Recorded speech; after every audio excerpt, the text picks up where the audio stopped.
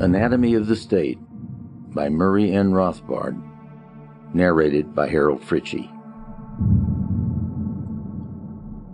What the state is not. The state is almost universally considered an institution of social service. Some theorists venerate the state as the apotheosis of society. Others regard it as an amiable, though often inefficient, organization for achieving social ends.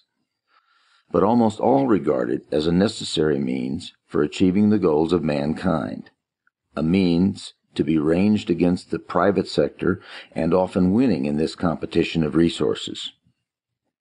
With the rise of democracy, the identification of the state with society has been redoubled until it is common to hear sentiments expressed which violate virtually every tenet of reason and common sense, such as, "We are the government." The useful collective term "we" has enabled an ideological camouflage to be thrown over the reality of political life.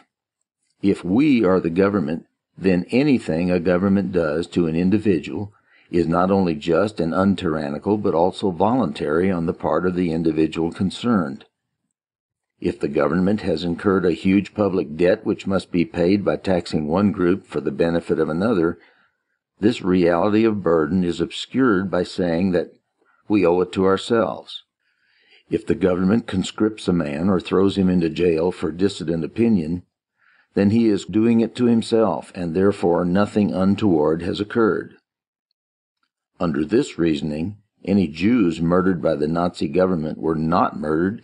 Instead, they must have committed suicide, since they were the government, which was democratically chosen, and therefore anything the government did to them was voluntary on their part. One would not think it necessary to belabor this point, and yet the overwhelming bulk of the people hold this fallacy to a greater or lesser degree. We must therefore emphasize that we are not the government, and the government is not us. The government does not, in any accurate sense, represent the majority of the people. But even if it did, even if 70% of the people decided to murder the remaining 30%, this would still be murder and would not be voluntary suicide on the part of the slaughtered minority.